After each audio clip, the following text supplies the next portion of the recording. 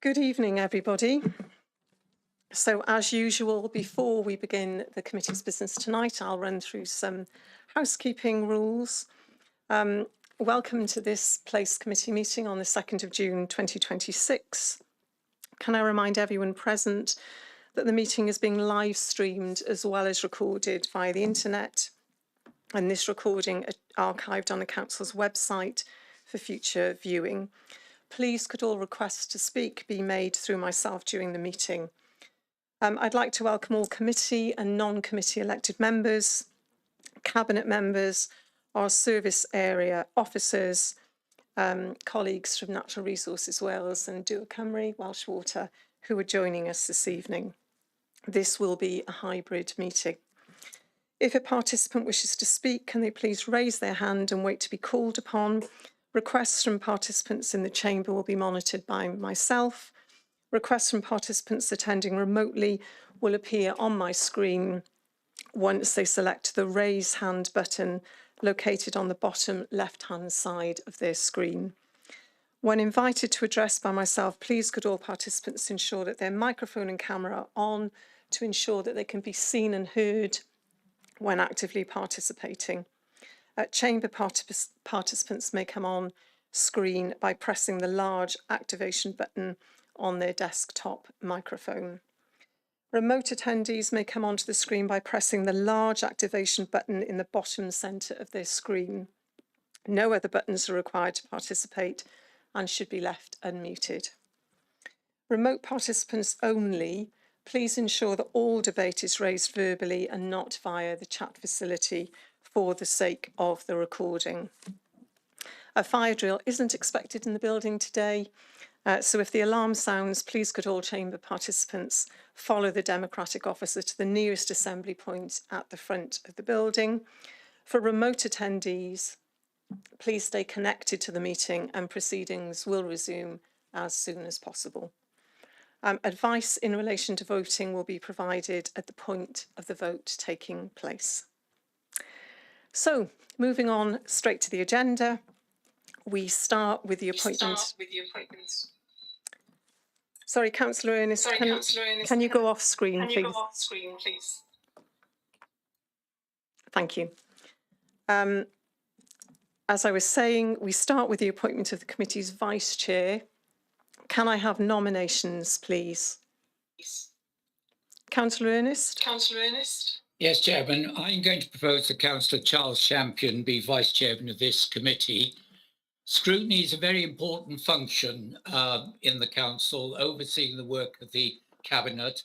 It has a wide-ranging remit, and Councillor Charles would be an excellent nomination. I think it's important that we have a wide range of political appointees to committees and indeed to the chairmanship and vice chairmanships of these committees. And so my nomination is for Councillor Charles Champion as vice chairman. Thank you, Chairman. Thank you, Councillor. Is there a seconder for that, please? Councillor Driscoll?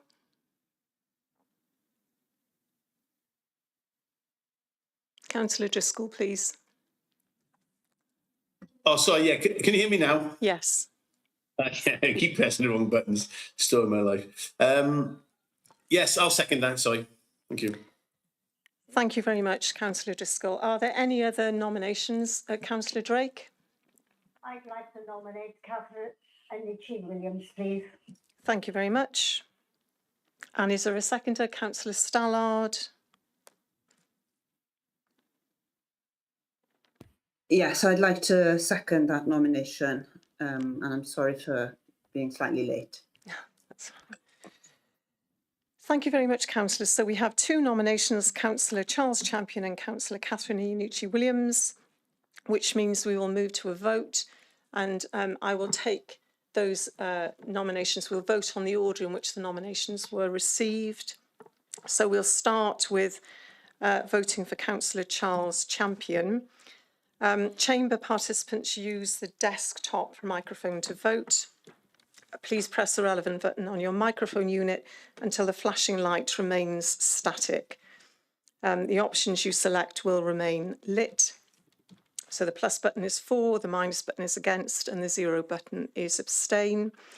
Remote participants using the remote platform, the vote options will automatically display on the right-hand side of your screen. Please select either for, against, or abstain. The option you select will remain highlighted. And then please select the list tab above the voting options to return to the meeting attendees list if required. So we move to a vote in relation to Councillor Charles Champion, please. When you're ready, Chair, we'll make a start on the vote. Please. Yep. I'm calling you started the vote now, so hopefully you should have your options now.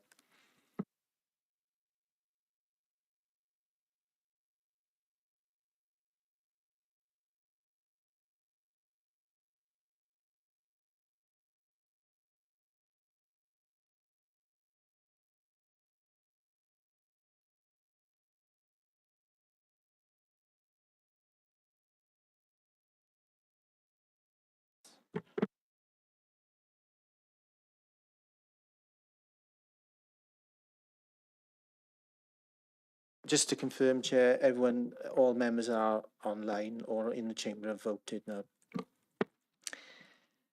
Thank you very much. So the results of that vote you can see on screen. 5 votes for, 6 votes against, 1 abstention. So that vote and that nomination is not carried. We will move to the second vote for Councillor Catherine Iannucci-Williams, please. We're just setting that up now, Chair.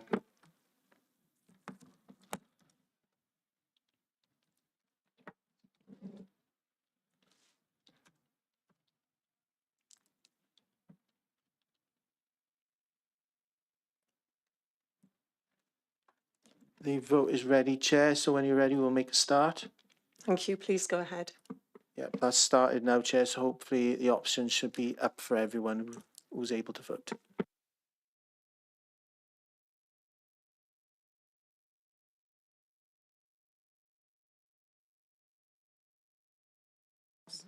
Everyone who's eligible to vote has voted, Chair, just to confirm. Thank you very much. So the outcome of that vote is 8 votes in favour, 4 votes against, and no abstentions. So that vote is carried. Congratulations, Councillor Iannucci-Williams. I look forward to working with you as Vice Chair for another year on the committee. But can I also extend my thanks to Councillor Charles Champion. Thank you, Councillor Champion, for your willingness to serve in that capacity and to support this committee. I look forward to continuing to work with you throughout the year. Thank you. Councillor Champion, did you want to comment? Yes, thank you, Chair, for your kind words, and I wish Catherine all the best. You're very gracious, Councillor Champion, and I'd expect nothing less. So thank you very much. Thank you. I know Councillor Iannucci-Williams will appreciate that as well. Thank you. So we move on. Are there any apologies for absence, please? I've just had one, Chair. Mrs. Mitchell, Mrs. Kirsty Mitchell, who's one of our tenant representatives. Thank you very much. And now on to declarations of interest. Are there any, please? No. Okay. So we now move on to agenda item 4, minutes of the previous meetings. I'm going to take these one by one. The minutes of the 24th of March. Can I have somebody to move those minutes, please? Thank you very much, Councillor William. And is there a seconder for those minutes? Councillor Iannucci-Williams. Happy to second. Thank you very much. You, Thank you. So those minutes are agreed. And now we move on to the extraordinary meeting that was held on Wednesday, the 1st of April. Again, can I ask somebody to move those minutes? Councillor William, thank you. And can I have a seconder? Councillor Champion. I'm just asking a question here. I've watched the meeting recently and there was no apologies, but I think I did give my apologies for that meeting. I was out of the country. I don't know that's recorded. We will check that.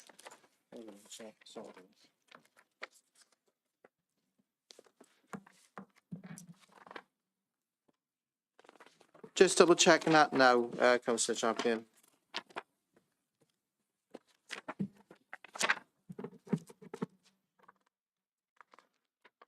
I can't see. Yes, apologies. They were received from Councillors Champion, Driscoll, Elliott Penn and Ocean Carroll. Yes. That's Yeah, your apologies were recorded, Councillor. So we'll come back to the minutes. We have Councillor William who's moved those minutes. Can I have a seconder, please? I'll second that. Thank you very much, Councillor Drake. Those minutes are also approved. So we move on now to agenda item 5, update on bathing water quality, ongoing investigations and work programmes. To remind members, we previously had a report on this some time ago. I think it was about 2 years ago, actually. And we received assurances then about the steps that were being taken to address concerns about water quality in the Vale. I'm pleased to welcome Dan Humphreys, who joins us from Dŵr Cymru Welsh Water in South East Wales, and also Michelle Griffiths, Andy Robinson and Will John, who are joining us from Natural Resources Wales. And again, members will recall that we had a presentation recently about the partnership that's been put in place to put electronic signage up at some of the key bathing water areas in the Vale. But not surprisingly, committee members were also interested to understand what was being done to actually address the water quality issues which have caused residents and members such concerns. So we're really grateful that you've joined us this evening and given us your time. And I believe that Natural Resources Wales are going to start with their presentation. So we'll get that lined up for you and over to you. And I'll take both presentations and then I'll open the floor to questions once we've heard both the presentations. Thank you.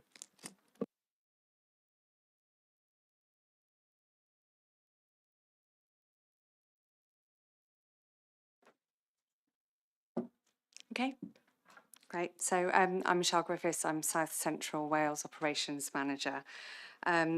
So NRW's principal role is to monitor and classify bathing waters which have been designated. Oh, sorry. Are you ready? Do you want to move to the first slide? That's okay.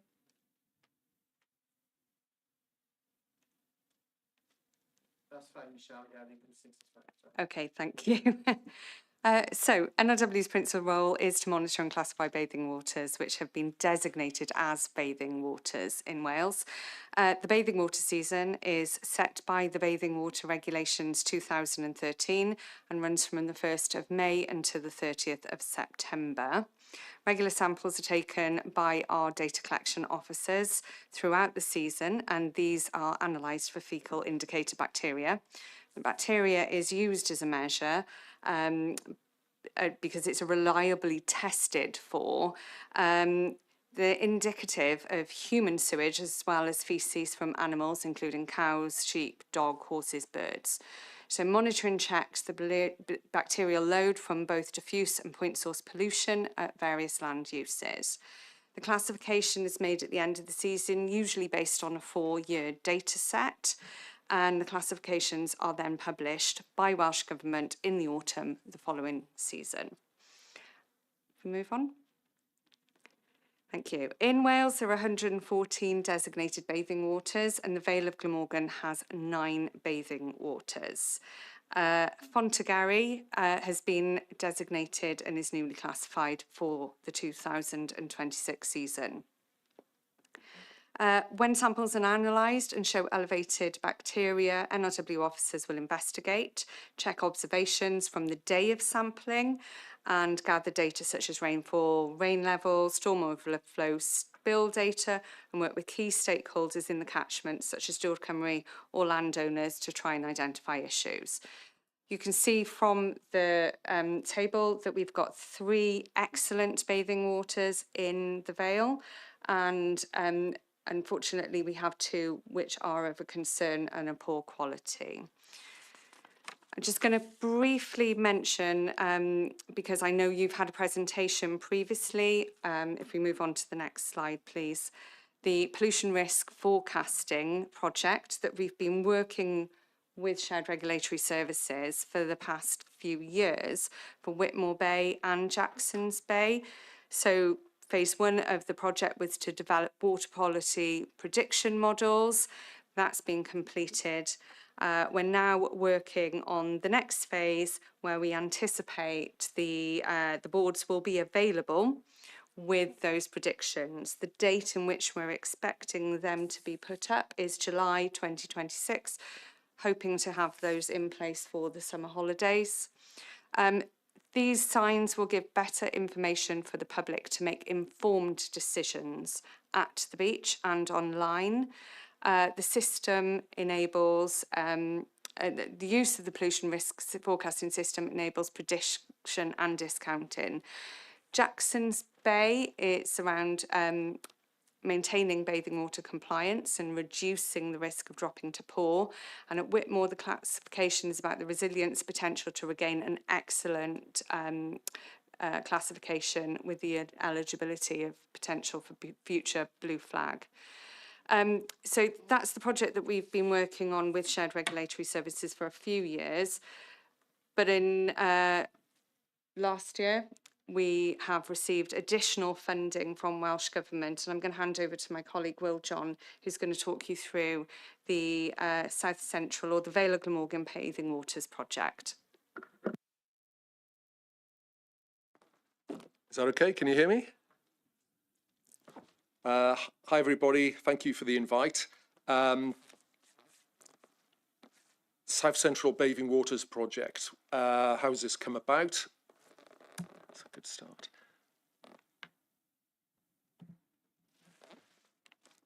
As you'll probably be aware, Watch House Bay and Ogmore by Sea were designated as bathing waters in 2023. And I'm sure you'll all be aware also that both have been classified as having poor water quality. The poor status initiates a requirement in the bathing water regulations to seek to identify and address the causes of the pollution, and taking that on board, Welsh Government have funded this pilot, which will initially run through to March 2027. And I think we all recognise that bathing water quality is important for public health and well-being, as well as for the local communities and indeed the economy. Next slide, please. What have we got to do? Well, I think what's really important is that we invite stakeholders to join a catchment partnership. Who are the stakeholders? Well, there'll be the local authorities, and within Watch House Bay and Ogmore, we have both Bridgend and the Vale of Glamorgan, Shared Regulatory Services, as well as Dŵr Cymru Welsh Water. But we want to open the net wider. Anybody can join the catchment partnership. We would anticipate Surfers Against Sewage, local angling associations. Anybody who wants to join the partnership can do so. And I think it's really important that we listen to people, we understand the concerns, and we work together collaboratively to bring about positive change. Whilst the immediate focus is on bathing water quality, I think it's important to state that the project, we look at a wider catchment resilience. It's not all about the beaches, because what can happen on the upper reaches of a water body can impact lower down the catchment. And we're also looking at an integrated approach. Catchments can be complex, and there can be multiple sources of pollution. You can have misconnections from domestic property. You can have agricultural related sources, antiquated infrastructure, non-sewage sanitation systems, and these are things like septic tanks. Next slide, please. What else are we doing? Well, we're looking at the evidence. NRW has a large amount of data gathered, so we want to interrogate the data to see if we can pull out any correlations. We're keen to look for gaps in knowledge and how we can fill them. We have additional resource for investigations. So as part of the pilot, myself and 2 environment officers, Karen Bone and Leon Handley, have come into role. We were all really in place 1st of December, so we've been around for about 6 months now. And Karen and Leon are out in the catchment as often as they can, looking for sources of pollution. What are our ultimate goals? Well, they're to resolve bathing water issues and ensure compliance with the bathing water regulations. But I think it is important to recognise that this is unlikely to be a short-term fix. But that doesn't mean we can't have short and medium-term wins along the way. As an example of this, Karen and Leon, they've been out in the catchment. They've identified potential sources of pollution. We've used grants associated with the budget to do camera surveys. And as recently as Monday, they've carried out a survey. Didn't take long to find the source of pollution. That is something which can be remedied quite easily. So I think it's a great short-term win. Is it going to change the catchment overnight? No, it's not, but it's important that we recognise these short-term wins. And finally, the other goal is a long-term legacy of an active catchment partnership. Thank you.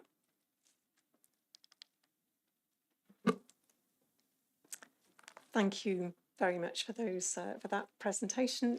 Is that it for Natural Resources Welsh? Yeah, thank you very much. So we'll move on to Do Cymru Welsh Water, please. We'll line that presentation up for you now, Dan.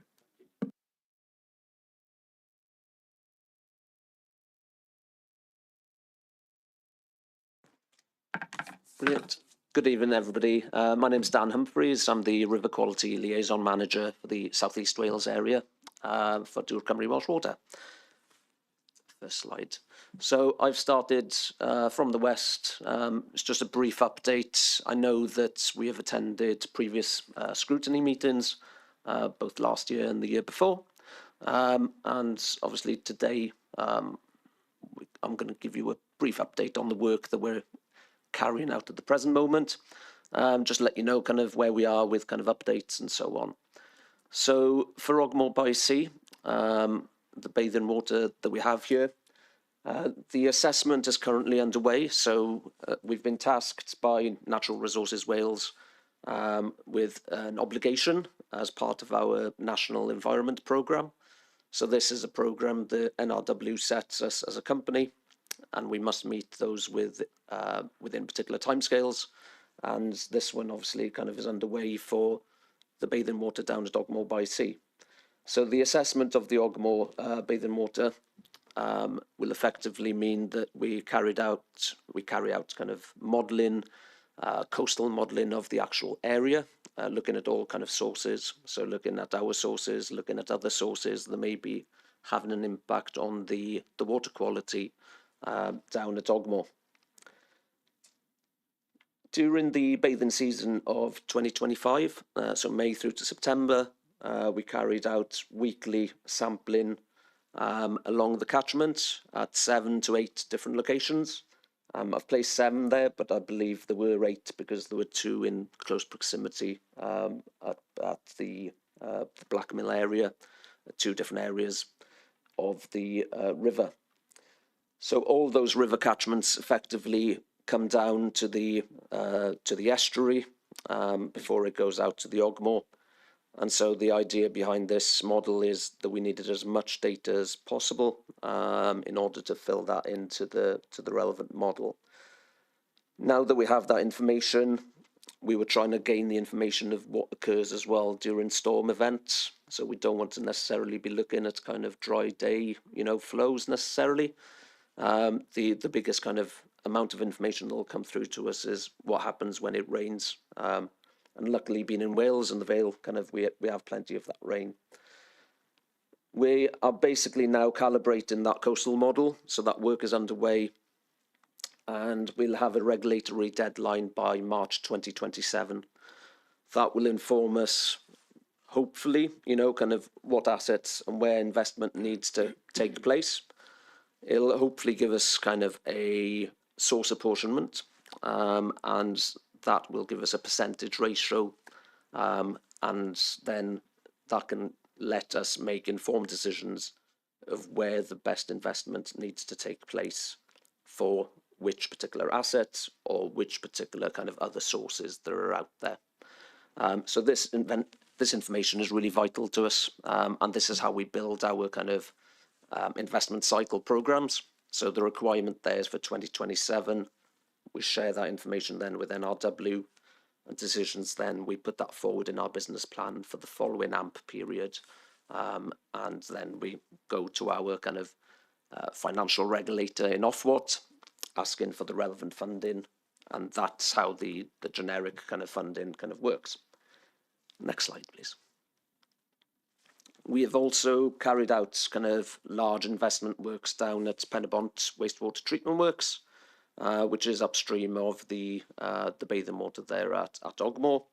There were two large kind of unused tanks basically located at the site. They were built initially back in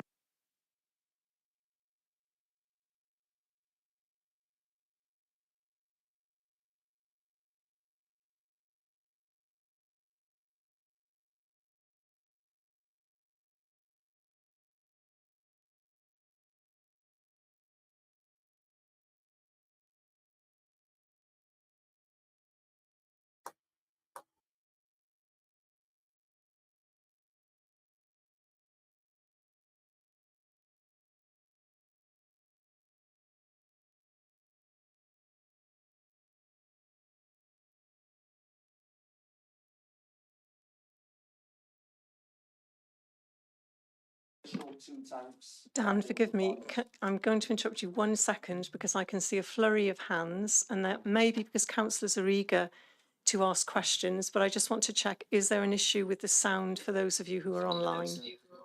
Yes, there is. Yes, Chairman, we lost sound. Yes, no when Dan sound. was talking about the tanks. Yeah, No I sound. thought so. There was a change in the chamber. Thank you, all of you. We're just going to pause and we're going to resolve that now. Thank I'll have a you. look at that now, Chair.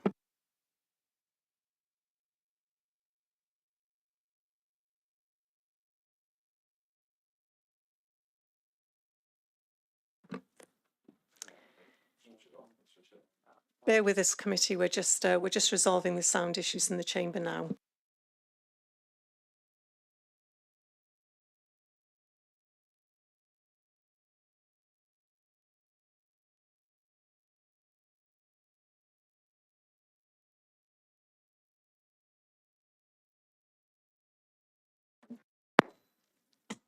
Right, try it. Hello, can everybody hear me now? Can I ask somebody online, can you hear Dan speaking now? Yes, Chairman. Yes, Thank you very much. Thank you very much. Fantastic. Dan, I apologise for the interruption. People heard you talking about the tanks and the fact that they'd been built but not fully commissioned, and I think that's as far as we got in terms of colleagues online being able to hear. No problem. Thank you. So, yeah, at the slide here, so Penybont Wastewater Treatment Works is just upstream of Ogmore bathing water. And we've basically been working over the last 2 years kind of looking at these tanks. There's 2 additional tanks in place. They were initially constructed, but they were never required for, basically, I believe they put them in place for potential growth. And that growth never occurred. So we continued with adequate kind of capacity there, kind of down at the works. We were quite fortunate in that sense. Not many of our treatment works have got this additional capacity, so we were able to kind of carry out work on bringing these 2 older unused tanks up to date, and quite a bit of considerable work is needed in terms of the piping and so on that will kind of communicate between our ordinary storm tanks and the overflows and so on.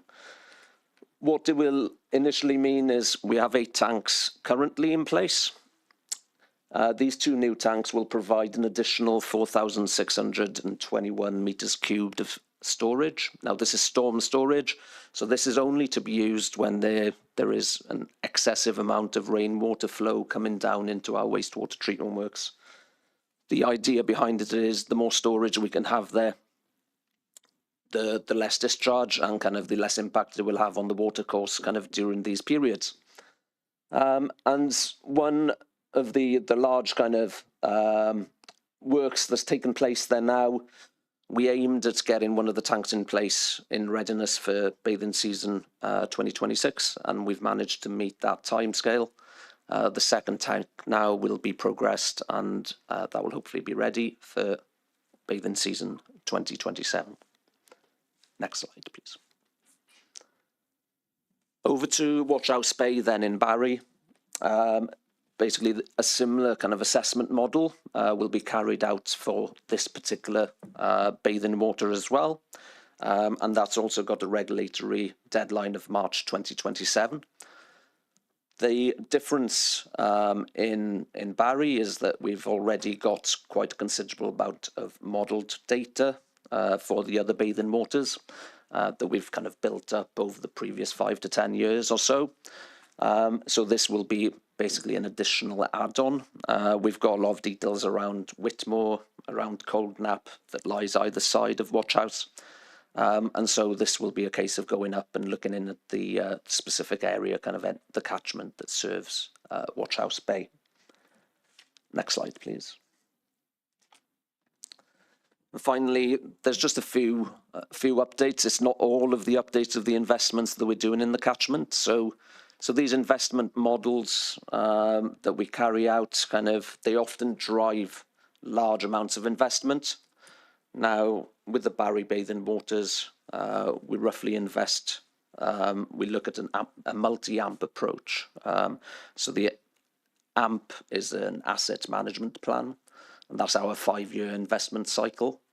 And what we look at doing for the Barry Bathing Waters is looking at that kind of continuous funding, basically every 5 years that we have a considerable amount of investment taking place. So we invested 5 million in between 2020 to 2025, and a further £5 million has been invested between 2025 and 2030. Now the current picture, we looked and we focused on the Jackson's Bay and looking at maintaining that bathing water compliance that Michelle spoke about earlier on. So we identified a storm overflow over in the Penarth area, and with the coastal modelling, that asset was identified as we would have the best impact in terms of the investment taking place in that particular area. So we're working on that now, and it's a large-scale £5 million programme that will be looking at removing surface water completely from the combined sewer system in that area. So we've looked at engaging with the Vale of Glamorgan and also looking at kind of different points. All the survey work has now been complete. So the design teams now are looking at the final kind of stages, really, kind of how they're going to approach it and where they will be looking at kind of carrying out that work. In terms of our wider storm overflow assessments, there's a massive programme taking place in this 5-year period in terms of, it's just under £1 billion across all of Wales and Herefordshire, looking at, one, assessing all our remaining storm overflows, but also kind of carrying out work at 137 of the largest impacting assets that have been identified from our previous investigations over the last 5 years. So that work we'll be carrying out now kind of in this 5 years is assessing the guidance note 66, GNO 66. Now this is NRW's kind of guidance note, and there's a varied list of requirements where we have to do assessments on each storm overflow that we do have. All of the ones throughout the Vale area and all other parts of Wales will be captured by 2030, and that will build our future investment plans then going forward. There's also a large flow monitoring program for our pumping stations where we are updating the telemetry element of these sites. And there's almost over 40 pumping stations in the Vale area alone, where there will be new upgrades taking place to the telemetry. The source of data and the source of evidence is really key that we get that correct. And it also drives future investment, but also if there's any issues at the particular site, the earlier warnings that we can get, the earlier chance that we can intervene. And that is all for me. Thank you very much, Dan. Before I invite questions, I think we're joined by the Cabinet Member, Councillor Mark Wilson. Mark, was there anything that you wanted to add or comment on? Please do go ahead. Yeah, by all means. Can I thank the two presentations from NRW and Welsh Water? I think they've been very useful and also reveals the depth of the kind of work that's going on. And obviously, being the Cabinet Member, which has obviously an oversight over these sort of issues, it's important that the matters are taken seriously. And also, I think it's very important that we keep very much a watching brief over the activities of these two bodies. I mean, clearly NRW have got a strong regulatory role, and also Welsh Water has got very much more of an execution role. But nevertheless, we do work well together. And I'm pleased to go to some presentations, not just for bathing water, but also for water inland as well. And I think that's important to emphasise that. But very, very much our role is to monitor and hopefully achieve objectives that results in improvement to our water quality, but I know it's not an easy task. Thank you very much, Councillor. I've got loads of questions actually, and I'm going to jump in as committee chair before I invite non-committee members to ask their questions. I just want to make sure I'm understanding the timelines in relation to this. So Ogmore by Sea was identified as poor water quality in 2024. Watchtower Bay, which is locally known as Watchhouse Bay, just so any members of the public listening in know that that's the beach we're talking about, was 2025. So I'm assuming, but the deadline in terms of meeting regulatory requirements for both is March 2027. So it would be helpful to understand, I assume, if you like, the trigger was pulled for Ogmore a year earlier. No? Can you clarify that then? Thank you. Yeah, I think from memory, both bathing waters were designated back in 2023, I believe. So that was the first designation. So there were Welsh Government designations that were placed there. Once Welsh Government decides yes, they're going to be designated as bathing waters, that kicks into place then the monitoring programme from NRW. And so they'll have the annual or bathing season sampling programme taking place then. So I believe from memory, correct me if I'm wrong, Michelle, I think it was 2023, the first year.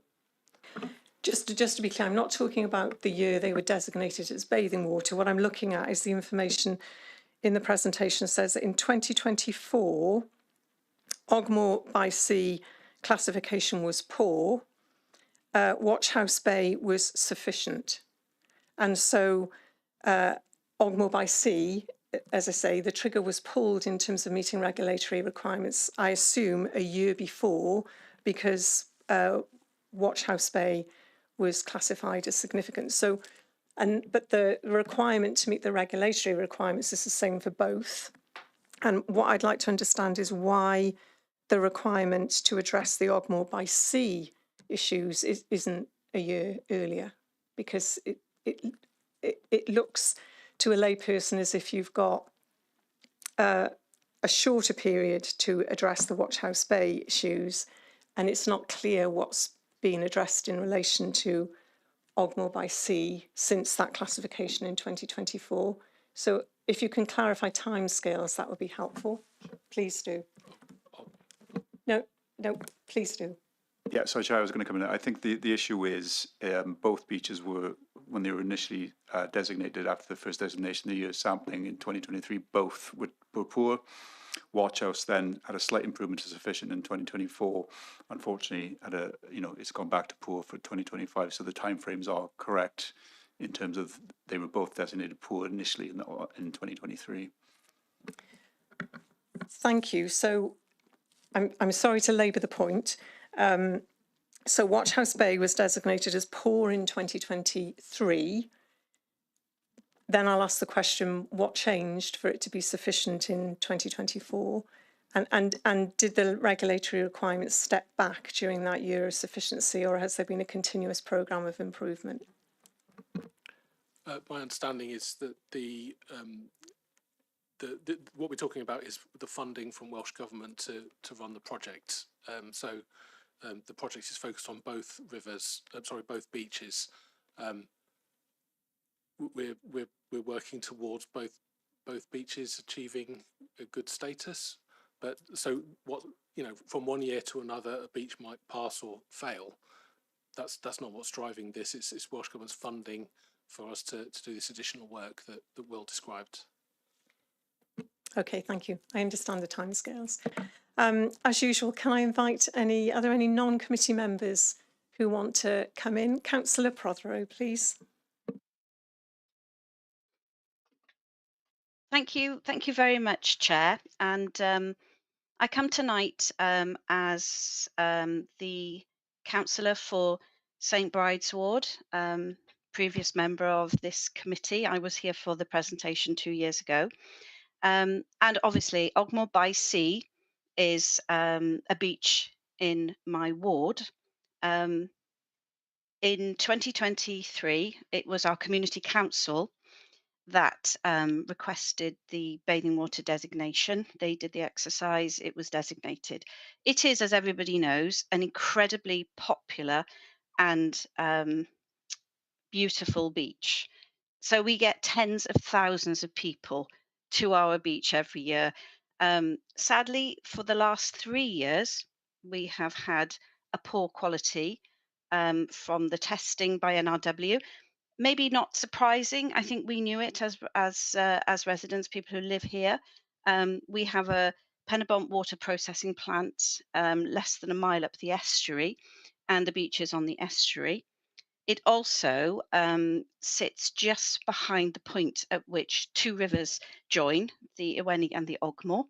And that is then a very short space between the rivers joining and then the sea. So if you've got stormy weather and lots of rain, you've got a doubly fast two rivers running into the estuary. So, these things are very, very, I suppose, difficult to pinpoint.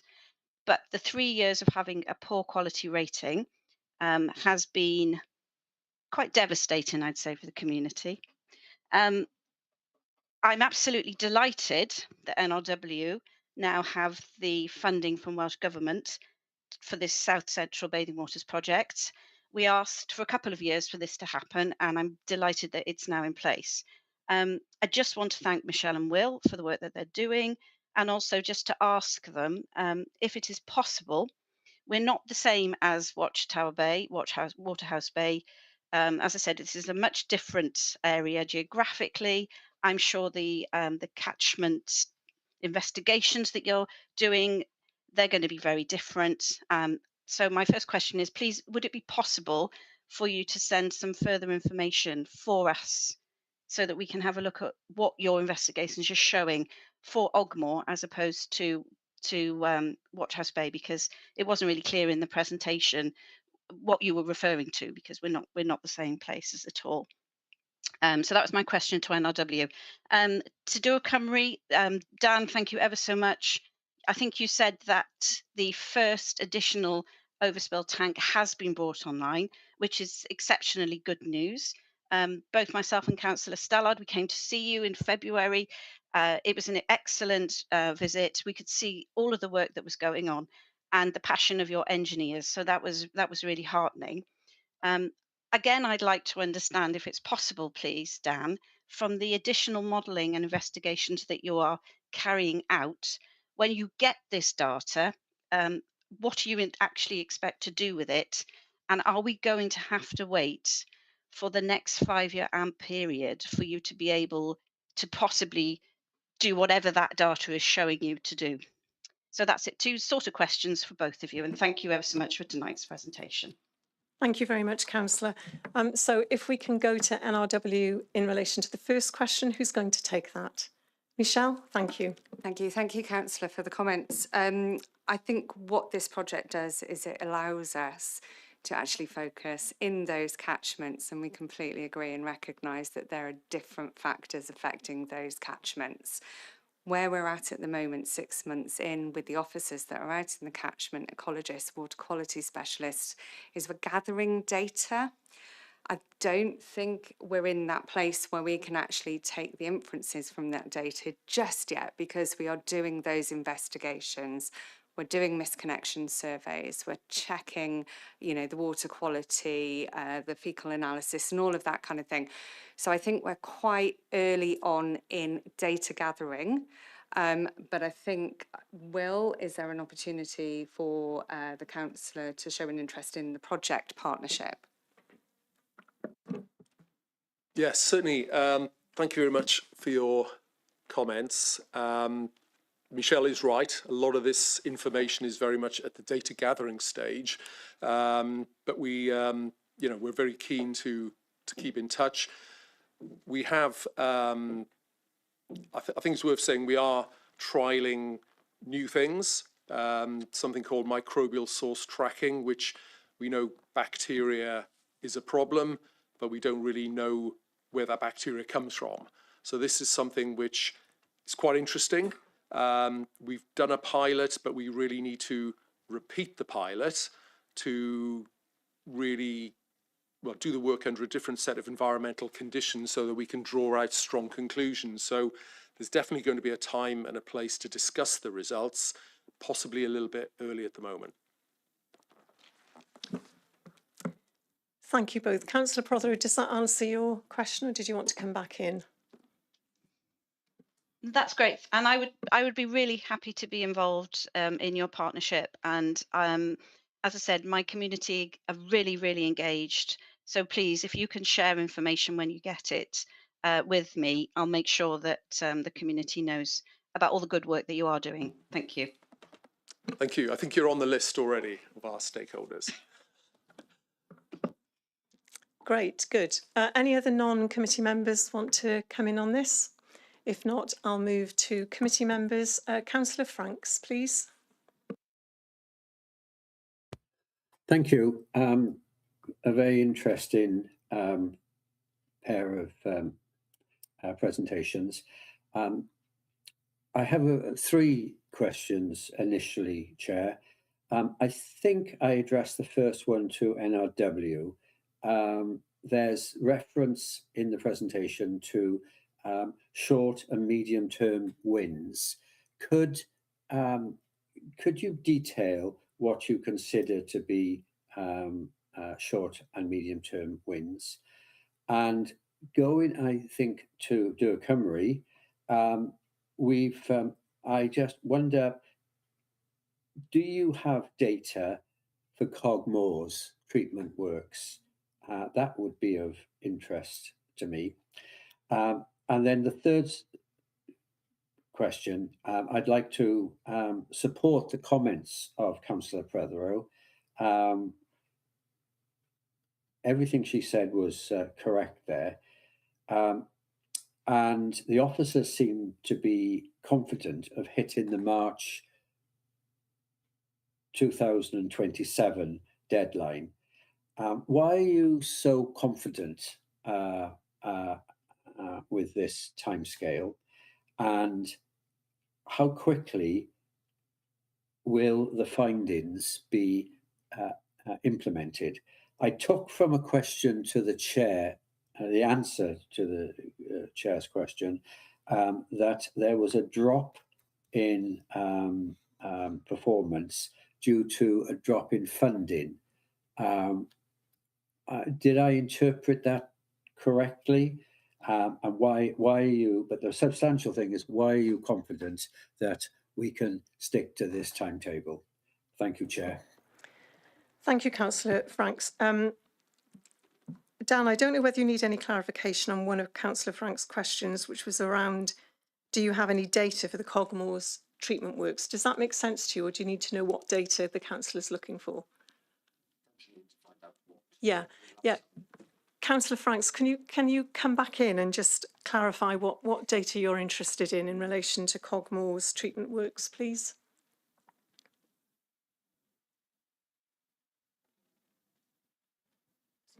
Are you with us, Councillor Franks?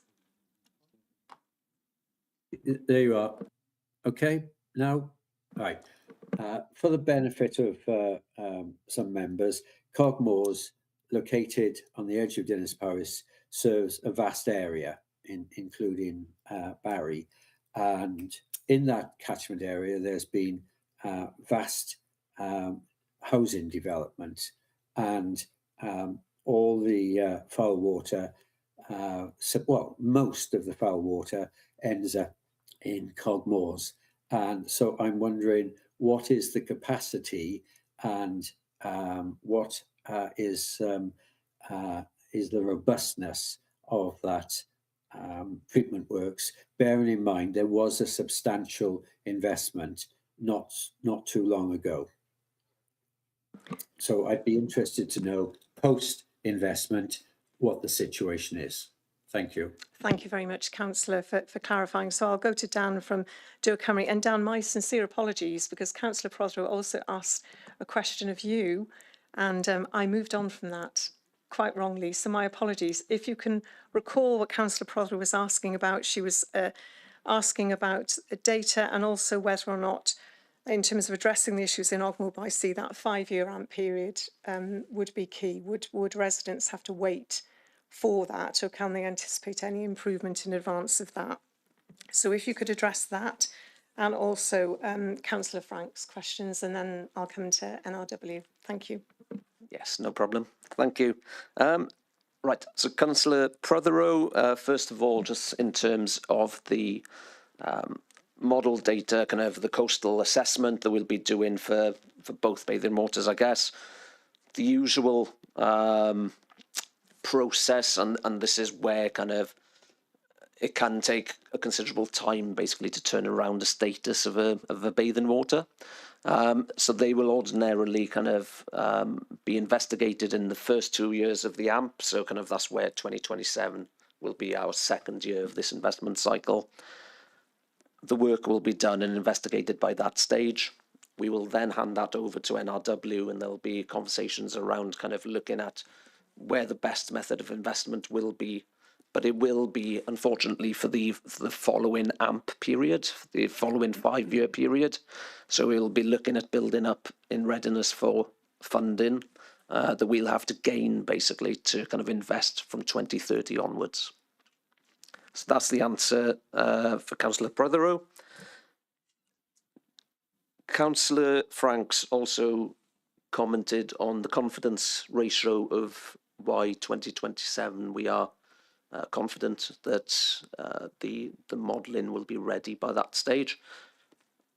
I'm in close discussions with our modelling team, and they fed back to me that they are on course, they're ahead of schedule there, so kind of we are committed to meet that. It is also a regulatory deadline, so if we don't meet the regulatory deadline, Welsh Water get penalised. So there is another incentive there to ensure that we get everything in place in readiness for that date. But, you know, kind of, I just wanted to assure you, we are on course. We are doing all the assessments at the moment, calibrating the models and so on, and they will be on course to be ready by that particular date. And then in terms of Cogmore's, we've got a vast amount of data that we make available kind of online in terms of the performance of any of our treatment works and kind of any of our storm overflows. In terms of the capacity, I would have to kind of go away and look into a little bit further just to answer the councillor's questions on that basis. I do know that down in Cogmore's, you know, kind of is one of the main treatment works that serves the most of Barry and the Penarth area kind of down here. But what we do have is a fully it's a very large site. We treat the effluent to a really high standard, and that discharges out to the sea. Whenever there is any kind of storm discharge, basically there's very large storm tanks there on site. But the unique setup at Cogmores is that any of that any discharge that will take place during a storm event down at Cogmores, that will go under UV lights, which will kill off any bacteria. So we have a similar process on our final effluent treatment over at Penabont Wastewater Treatment Works. So there's UV treatment, which is the tertiary treatment at the end of the process. And we have this on many of our coastal wastewater treatment works, especially around those that have got bathing waters. But I will look in a little bit further for Councillor Franks, and if I can get his details, I'll send on our response with regards to Cogmores. Thank you very much, Dan. And Natural Resources, I'm not sure who's going to take that. Thank you very much, Andy. Yeah, so the two questions, one was around the short term and medium term. So our officers are out in the catchment there looking for pollution, looking for sources of pollution where they identify them. So it might be a misconnection or a discharge that's causing harm to the environment. We apply our usual regulatory mechanisms, so they report it as an incident and investigate it. So those sort of incidents we hope to resolve quickly, but some of the, as a colleague from Welsh Water has described, some of the processes are quite long-term. The funding sources are long-term, so it's going to take a long time to bring in all the different solutions that we need to address the catchment. The other question was around confidence. So, we've got funding up to March 27. The purpose of the project is to identify the issues within the catchment. We know there's post-industrial legacy. There are lots of different issues, not just Welsh Waters, wider misconnections, non-sewered discharges, maybe agriculture. So we're investigating all of those issues, and the intention is we'll set those out with Welsh Government and seek further funding to resolve some of these issues. We might not be able to resolve all of them within the scale of the project. So I think the likelihood is that we'll go beyond 2027, but that will be dependent on funding.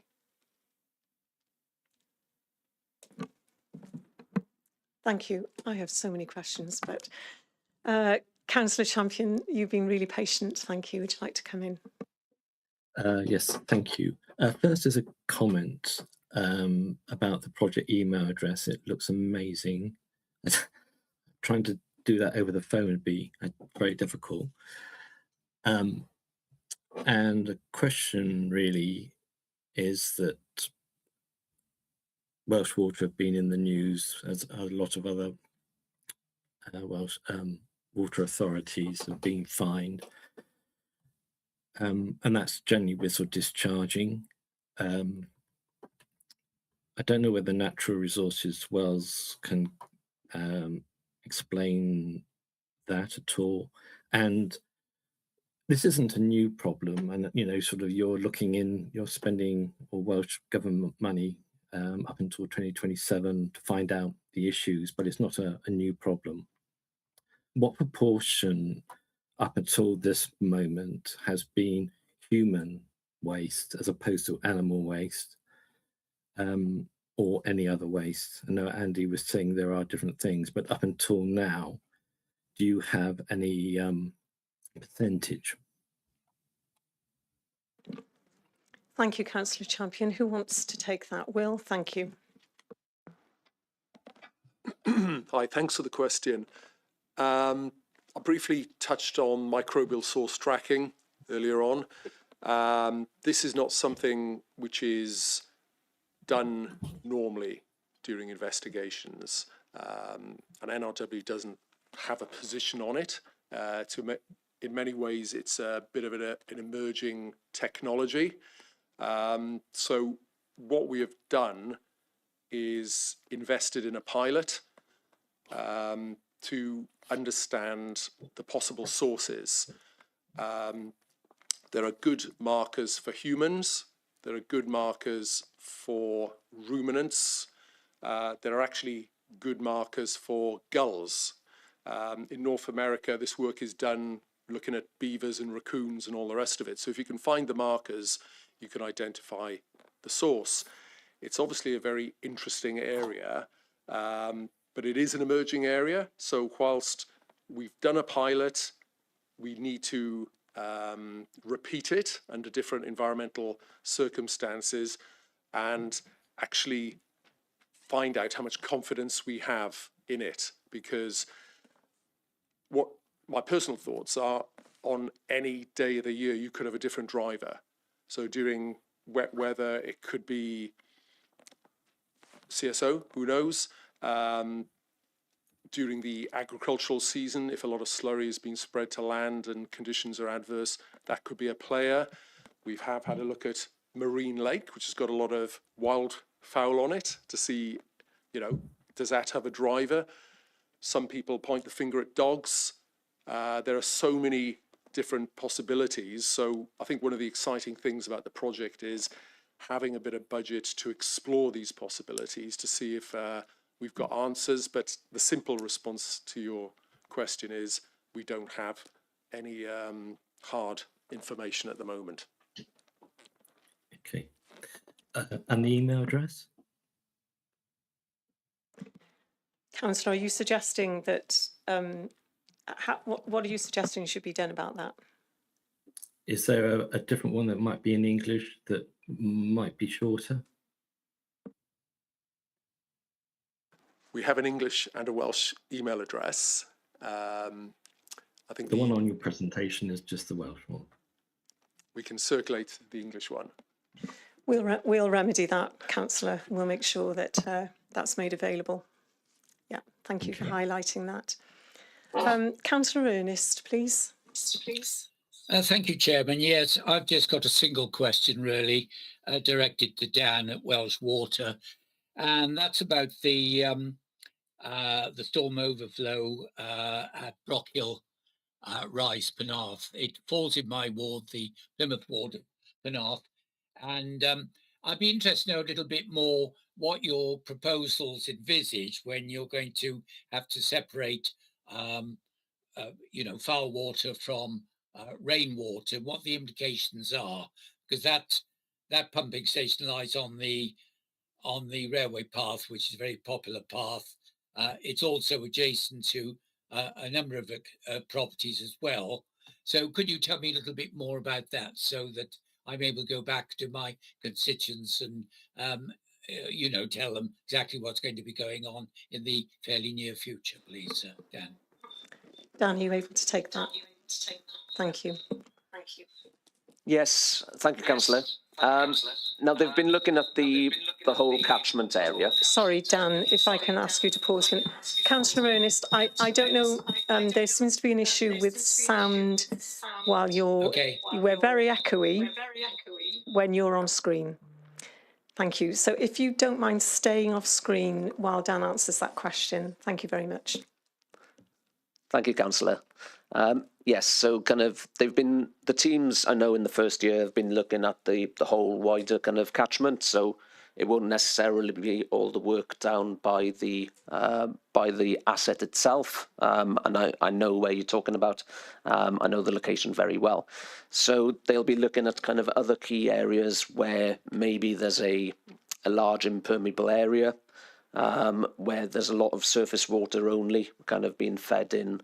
So we'll be looking at kind of opportunities there, kind of where we'll obviously kind of need to try and remove that pipe work and reconvene and divert that then to the nearest kind of watercourse or ditch if that's available. We obviously have to work very closely then with members like Vale of Glamorgan Council, because the last thing we want to do is move a problem on to cause potential flooding in a particular area. So that's where the teams are at the moment in terms of the design phases of that, and kind of trying to see which sites are going to be providing the largest amount of kind of removal of surface water. when they've done their studies and they've kind of tried to look at kind of certain areas, it was quite a promising investigation over the course of the first year. So they found more than they initially thought they would find. But now, obviously, it comes down to the detail stages. I am waiting on the findings there. Once we do have something, I'll work closely with the team to ensure that we get the information out to the local councillors of that ward. And it'll be a very, we'll have our comms team kind of contacting the relevant people, but I'll make a note of the councillor's name just so that we can give him a direct update as well, kind of as we move on. I'm yes, sure. that'd be very helpful, Chairman. Thank you very much. Because obviously that lies well down, because much of the rainwater area probably starts at Penarth Esplanade, has to be pumped up the hill over the top, as it were, and down to Brockhill Way, and then to Coston Lakes, and then on to Cogmoors, which one of our colleagues mentioned a few minutes ago. So thank you very much for that. I'll be grateful that it could be kept updated. Thank you, Chairman. Thank you, Councillor. Councillor Carys-Stallard, please.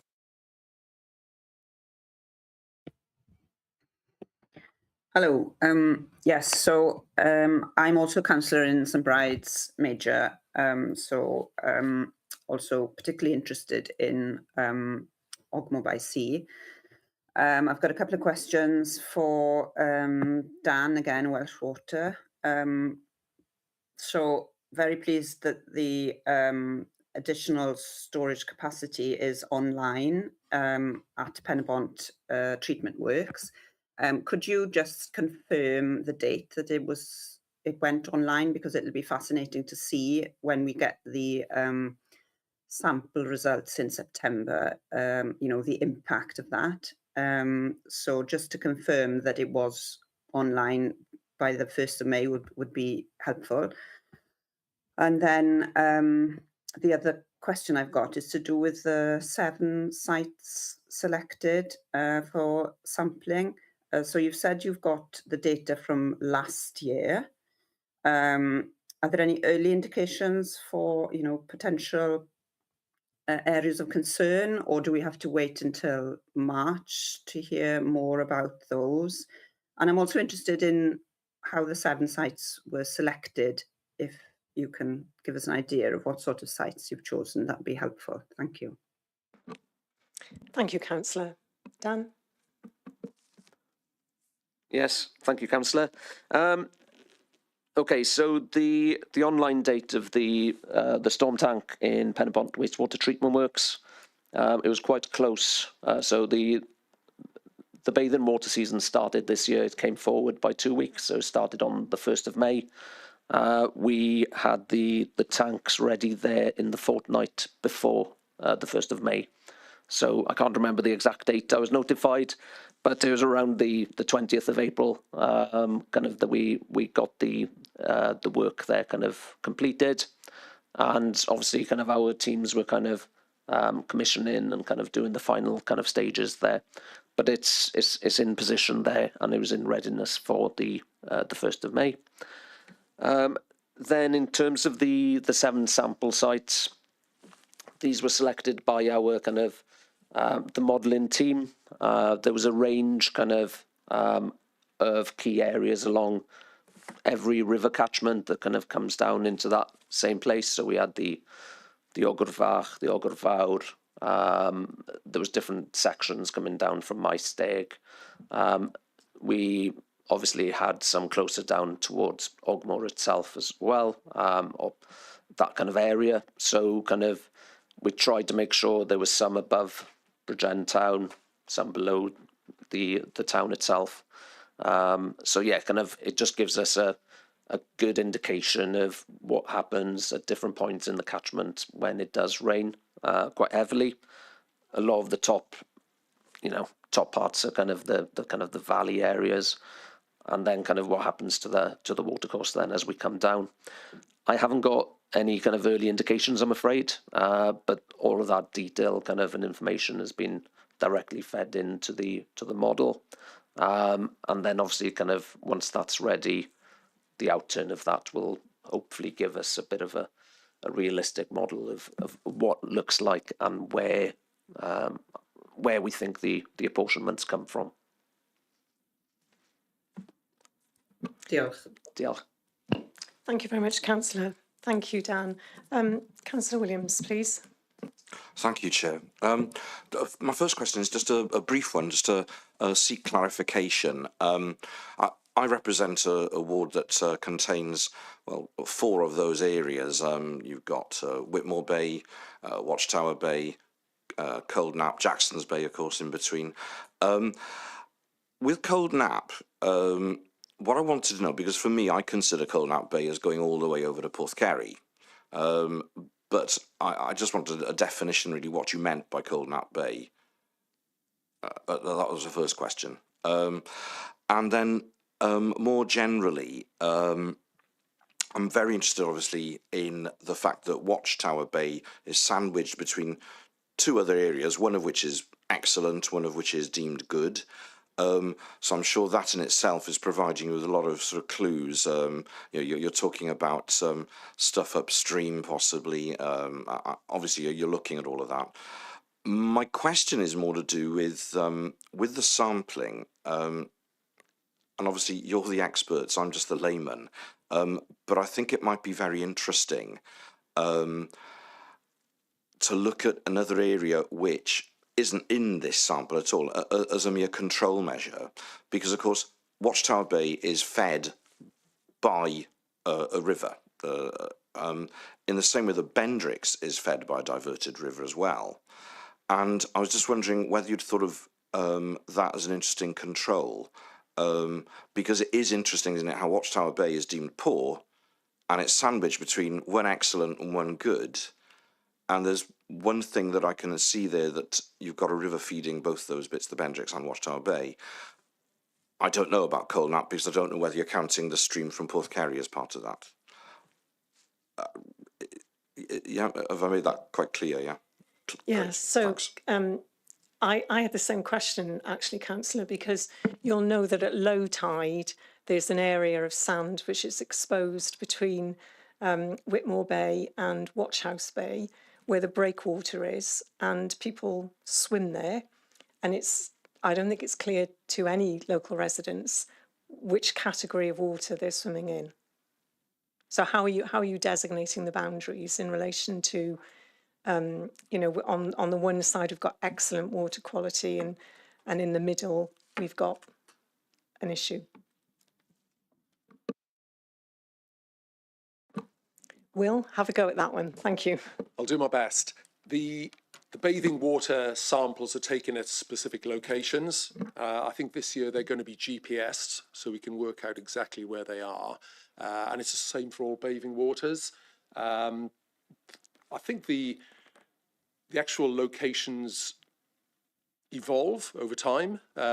Jumping down to Ogmore, I think initially it was directly opposite the slip, but it has moved down to where the lifeguards now patrol.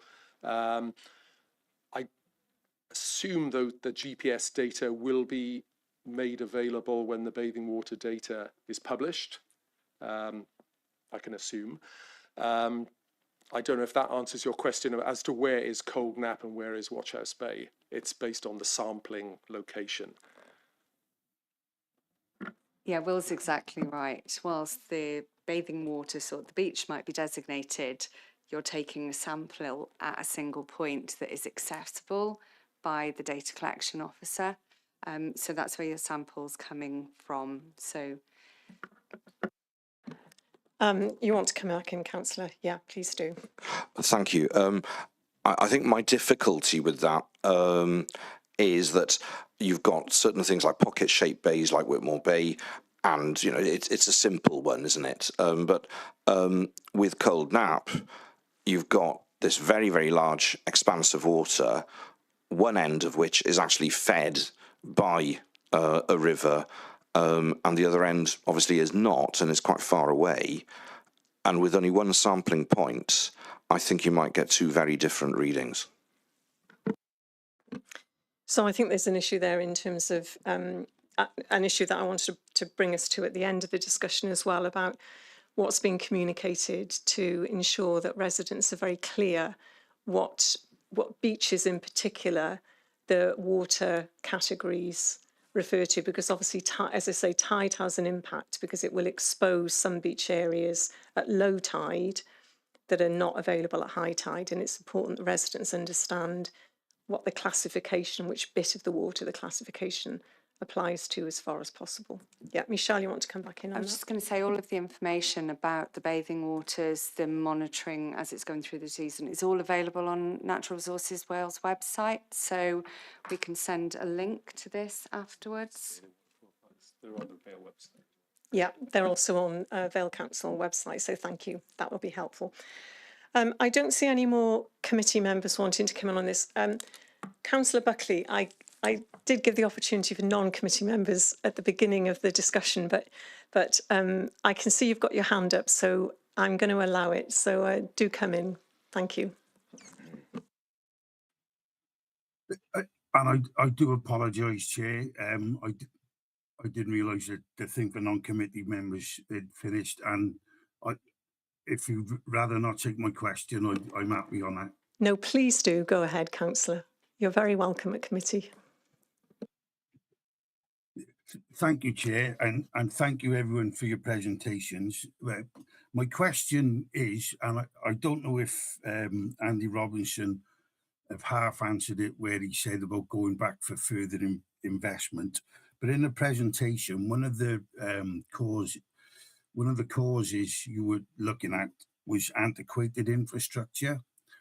Now, I know all the work you're doing with the treatment systems for the overflows is treating symptoms rather than the cause. If money was no object, what would be your way to fix this? Would it be updating the antiquated infrastructure first, or would you be looking at something else? Thank you, Councillor. Who wants to take that one? Yeah, okay, let's get a response from Dŵr Cymru Welsh Water and Natural Resources Wales. Daniel, do you want to go first? Yeah, it was a very good point. We've looked at ways, with storm overflows, they are there. It was an industry standard several years ago, several decades ago. And that's what we're dealing with now, really, is kind of how do you kind of slowly remove them. Basically, if we went about trying to disconnect everybody's stormwater from the sewer system, it would take far too long and it would cost the bill payers effectively. So it will cost far too much. And the estimate is up in the billions and billions. So it's a progress approach that we're doing, kind of there's really large amounts of investment. The most, I can appreciate everybody will be aware that bills have gone up, kind of over the last 2 years from a water bill perspective. And that is to fund these type of investments. So there is just under £1 billion worth of investment taking place on the storm overflows. We are working hard to look at the ones that are having the highest impact first, rather than ones that will discharge for the longest number of hours. And the reason being, it's far more important that we identify, first of all, the actual impact that's being had on that receiving watercourse.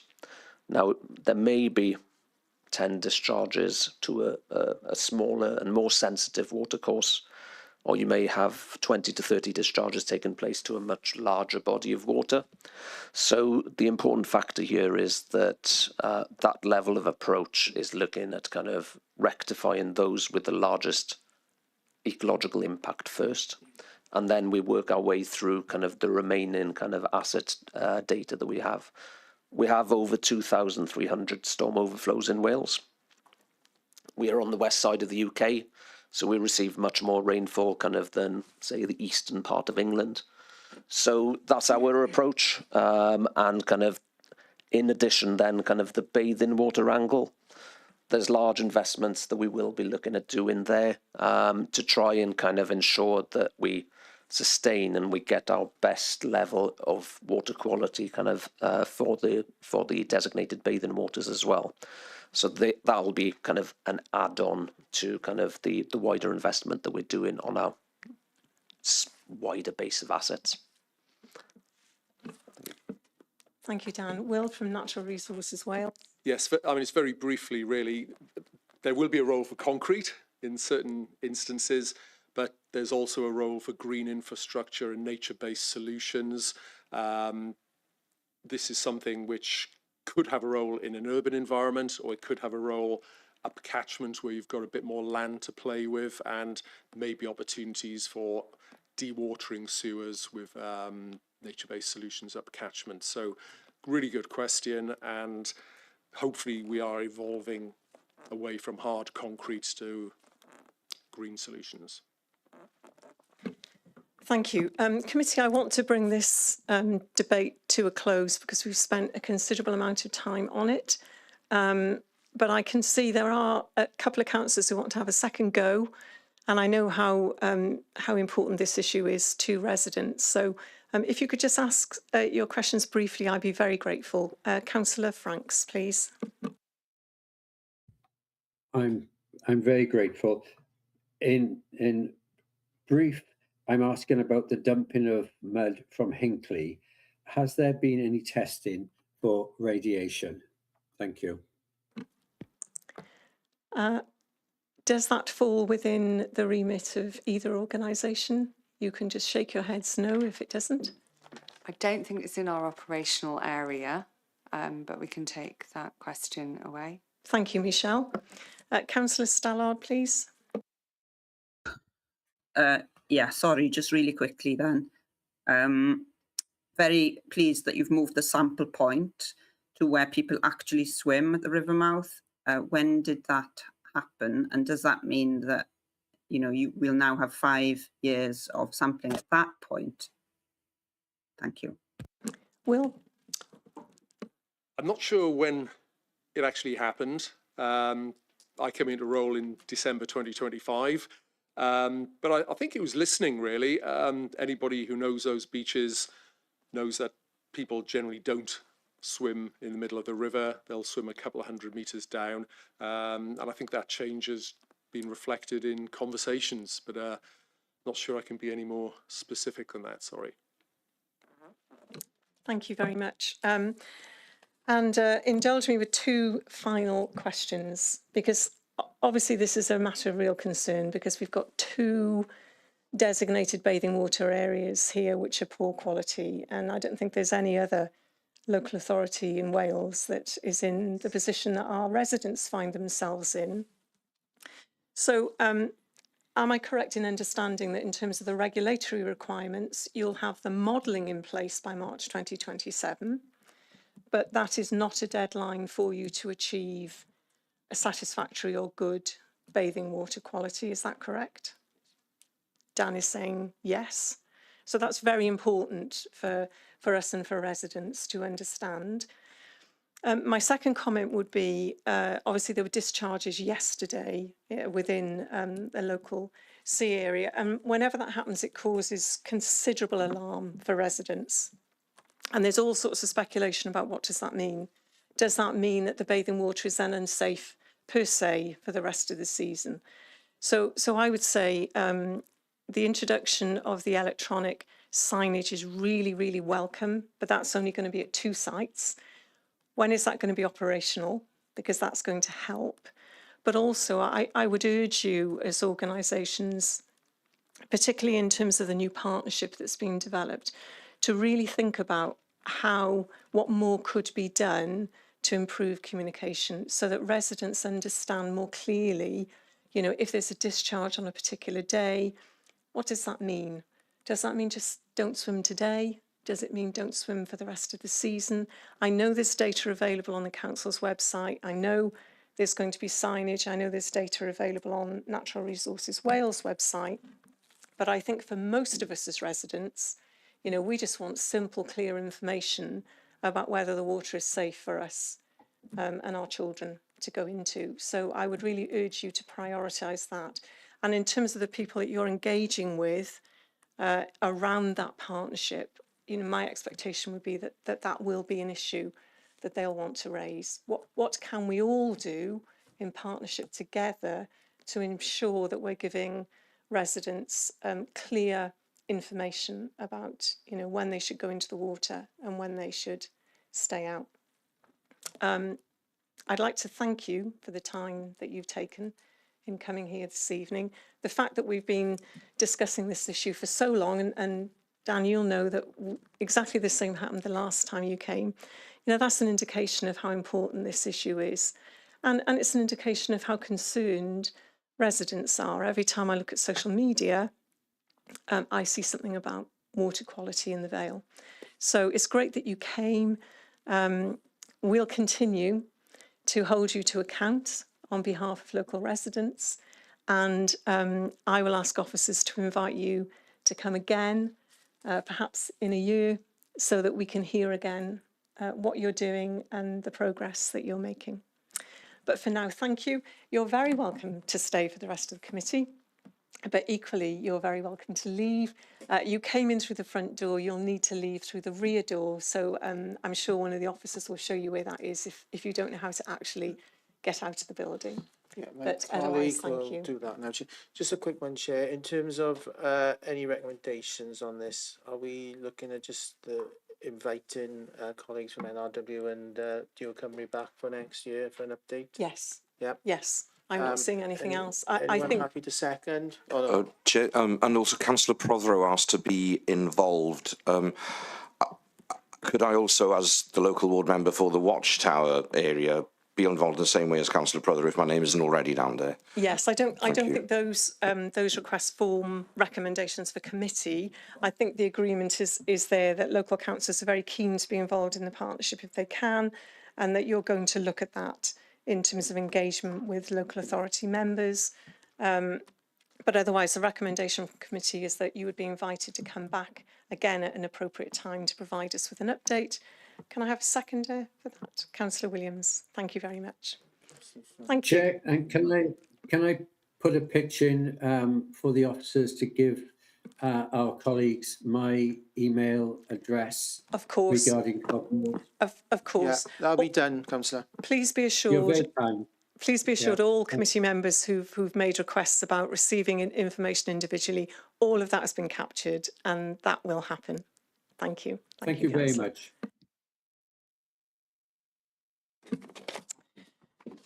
Right, thank you, committee.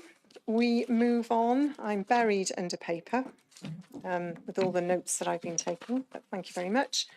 Councillor Franks, you can put your hand down now. Your hand is still up electronically, but you can put your hand down if you would. And we move on now to agenda item 6, which is the first year review of scrutiny arrangements and approval of the forward work programme for 2026 to 27. Mark is going to take us through it, but I just want to start, if I may, by reminding members that the forward work programme belongs to us as committee members.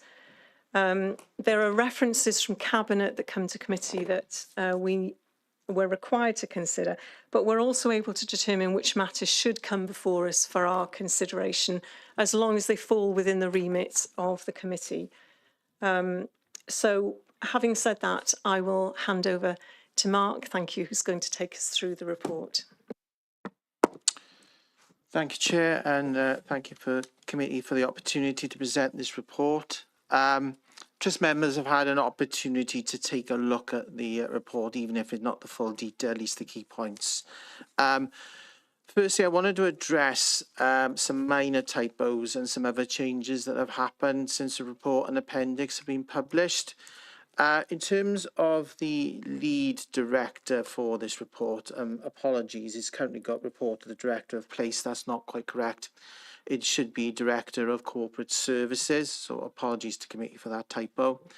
Also in 5.45 in the report, when we talk about in there about petitions, and no petitions have been submitted to the committee, that isn't correct. If you refer in fact to 5.1.5, we did have a petition earlier on this year on declaring a local nature reserve at Barry's Old Harbour, which was There's quite a lot of interest and engagement in that, so apologies again for that. Just to note as well, we had a few items on the work programme. Plan for neighbourhoods, also known as Pride in Place, levelling up, and the local area energy plan. Just in terms of those status on there, they have in fact gone to Cabinet recently, but have not been referred on to scrutiny. However, because they've recently gone to Cabinet, they're still under the call-in period. So members can, if they feel they should come back to scrutiny, can be called in. I believe that deadline is up until next Monday, the 8th of June. Also, I have discussed with colleagues around this, and if they are not called in, there is still the opportunity as well to have these as a briefing for the committee to hear. Probably like a pre-meeting briefing if further information is sought. So again, that's another update that's been made. Just to tie in with what I've just said above, it should be emphasised that the work programme is a living document, and as the chair's alluded to, you know, committees certainly have an input in adding and making amendments to it as well. So it is subject to change and amendment throughout the municipal year.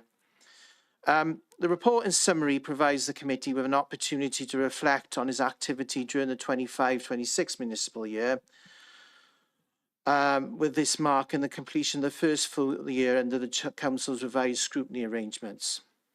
The report summarises how the committee has operated within the new framework and highlights key areas of work undertaken and identifies emerging lessons to help inform future scrutiny practice. The report also invites the committee to consider and agree its proposed forward work programme for 26-27 municipal year, which is Appendix A to the report. The programme sets out a planned schedule of scrutiny activity, including proposed items for committee consideration, including those that have emerged through discussions with officers, as well as those that have been previously recommended by the committee, and is intended to ensure that the committee's work programme remains focused, proportionate, and aligned to its remit and agreed priorities. The report highlights the work undertaken by the Scrutiny Committee and other sort of the sister scrutiny committees as well, in terms of the first task and finish review, which in the case of Place was around beach accessibility, looking at the positive outcomes, both in terms of the actions and recommendations made, but also the positive engagement, cooperation and overall work carried out by that review group, which is reflected in the feedback highlighted at 4.33 to the report, as well as the challenges.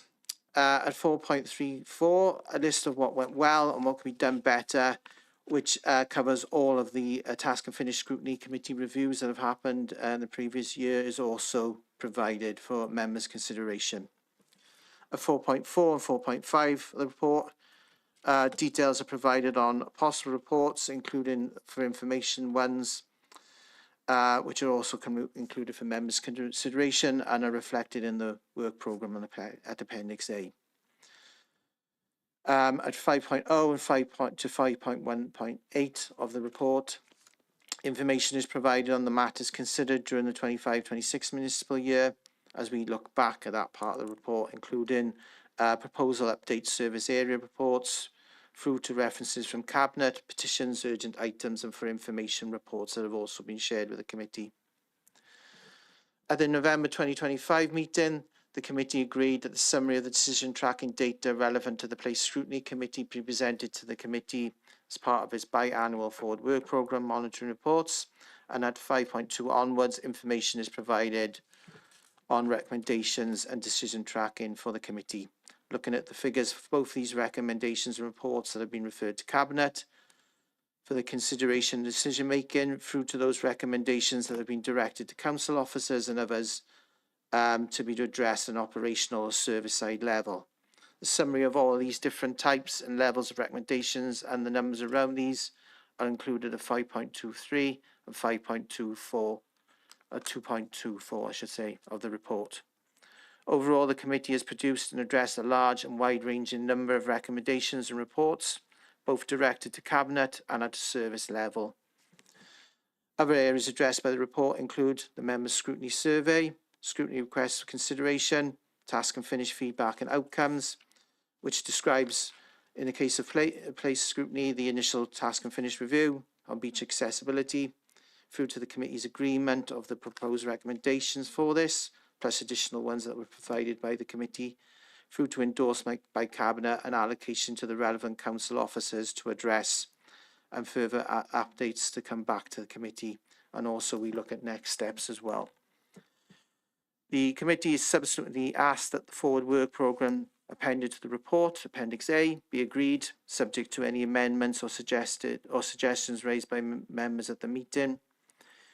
That the agreed work programme be published on the council's website for public information, and that the committee acknowledges the current status in relation to the existing task and finish recommendations, and endorses the proposal to receive a further update in November 2026, including details of implementation progress and the establishment of a tracking system to enable more regular monitoring.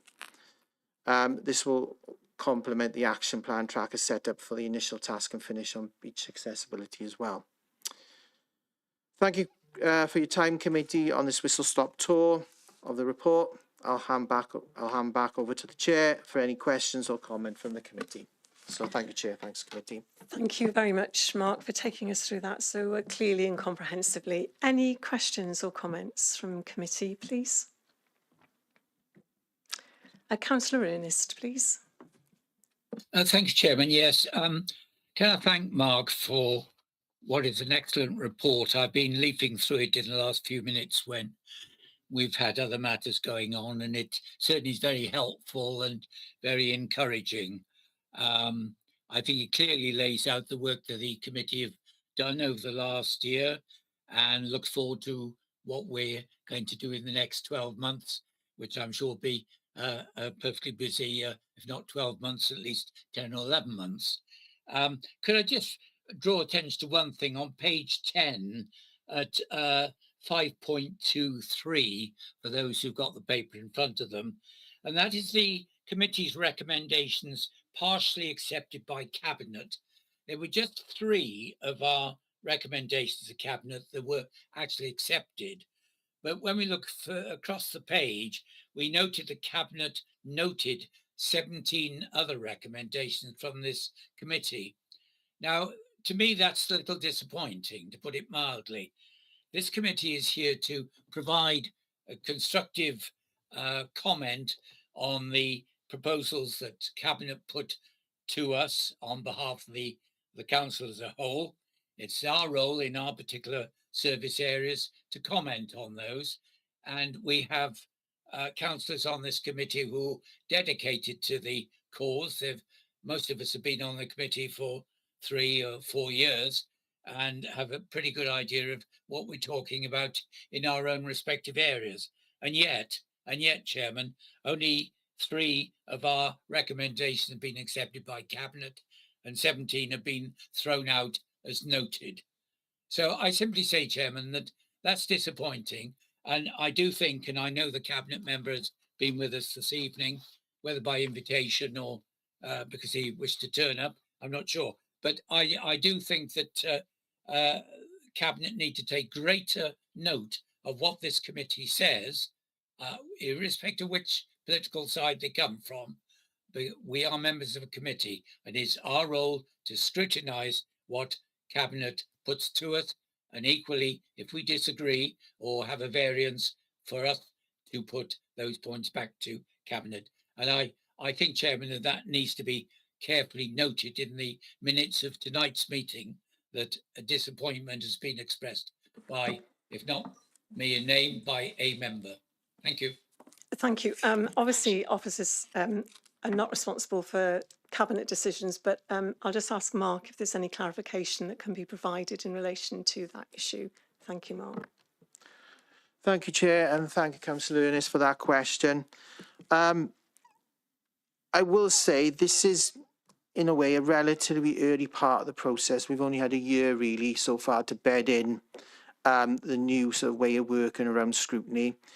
So as part of that, we are using this information as a bit of a database for work going forward. So obviously myself and colleagues we'll be monitoring the outcomes from recommendations that go to Cabinet and their status. So we'll be looking to obviously review those and hopefully to improve upon that as well. But I will caveat as well that some of these recommendations, although Cabinet noting, is because they are going back to officers for further work and review. Example of that would be the task and finish around accessibility. So Cabinet have endorsed and noted that, but that doesn't mean that they've not taken on board those recommendations. What they have simply said is that they need to go back to officers to action, and obviously to come back to this committee and also possibly to Cabinet as well to provide a bit more comprehensive detail about how those can be actioned and achieved. So I do appreciate the volume of recommendations. When they look like they're noted, it doesn't seem that perhaps things have been taken on board, but I can assure you that Cabinet are looking at these things and they do take them seriously, but sometimes those actions need to be taken on board at an operational and service level.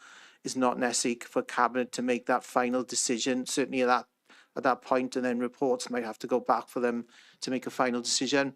But we are looking at this data, and this is why we have this database now in terms of recommendations and then resolution to see how we can improve those going forward. So certainly we'll be having a conversation as well with colleagues, Cabinet officer and other colleagues as well around that going forward. Hope that partially reassures you, Chair, Councillor. Yes, yes, thank you very much. Sorry, Councillor. Thank you, Chairman. Yeah, I'm simply going to say thank you and make it quite clear this doesn't reflect on officers in any way at all. They are simply carrying out their dedicated roles. But it's important from the point of view of anybody reading the report that they understand the statistics behind it. Thank you very much. Thank you, Councillor.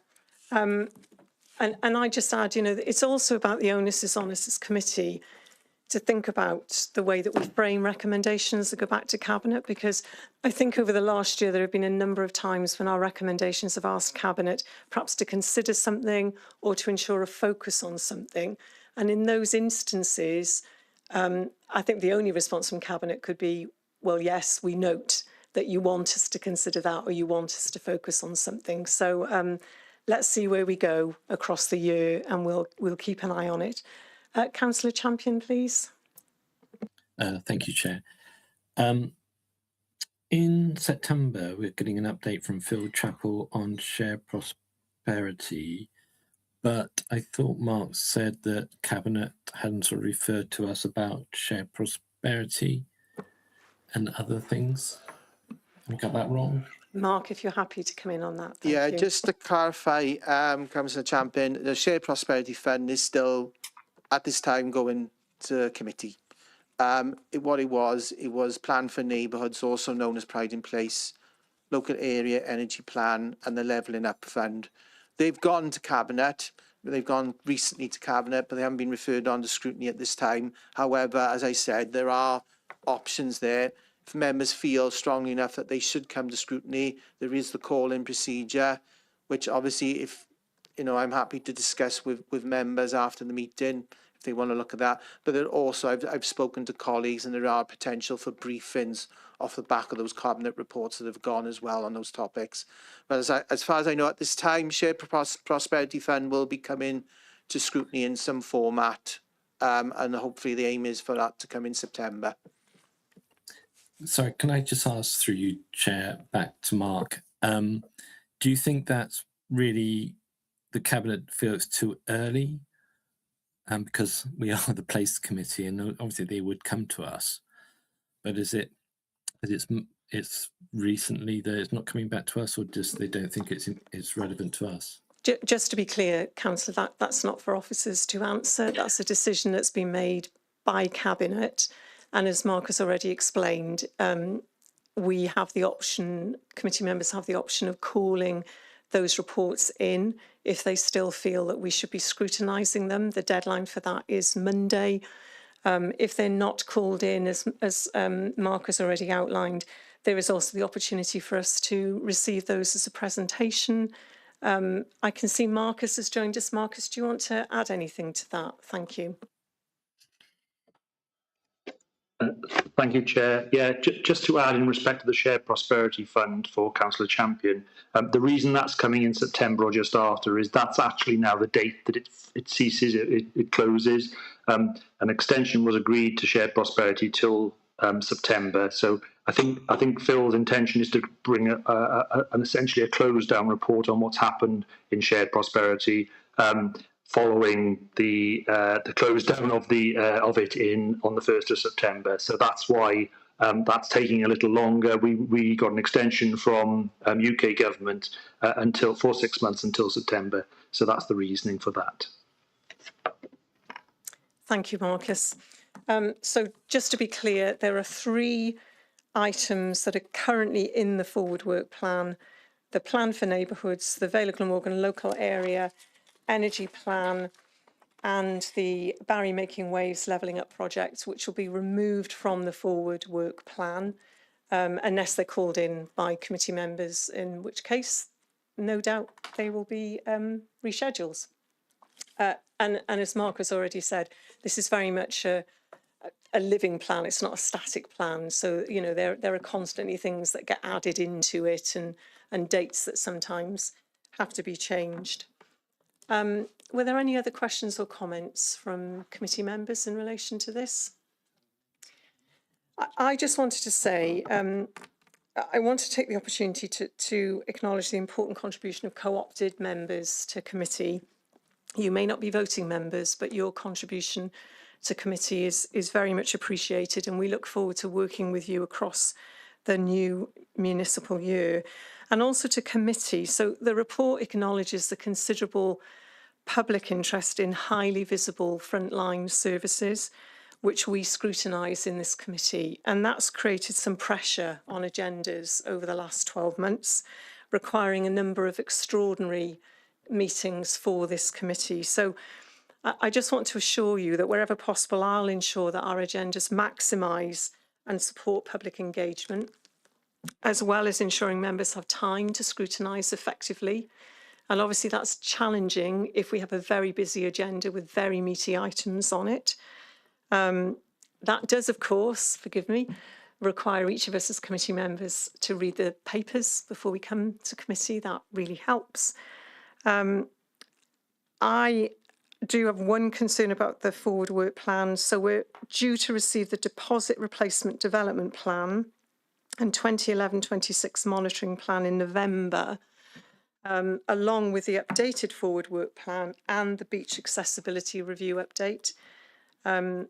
I suggest that we either bring the beach report forward to December or defer it to January, because I think the LDP, the local development plan, will no doubt be of considerable interest. And you know, every time that's come before committee, we've spent hours on that. And I don't want the beach accessibility report to be squeezed out. So if committee members are content that I will talk with officers about whether or not we can reschedule those reports to ensure that we have the right amount of time to consider them. So that would be one of my recommendations in relation to the forward work plan. Anyone happy to second that? Second that, Chair. Yeah, thank you. Thank you. And obviously we'll bring back a revised forward work plan if some of the dates move. Thank you, committee. So that brings me then to the recommendations. There are 3 before us.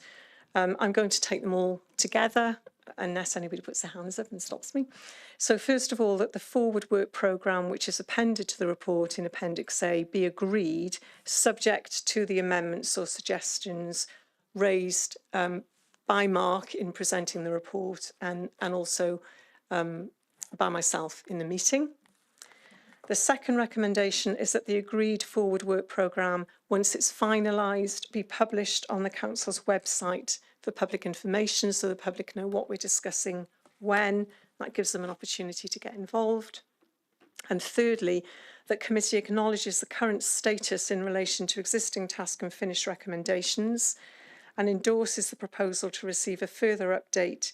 Well, it says November 26, but I'm already saying I think we need to change that date to ensure we have enough time So let's change that to endorses the proposal to receive a further update, including details of implementation progress and the establishment of a tracking system to enable more regular monitoring, with a date for that to be subsequently agreed.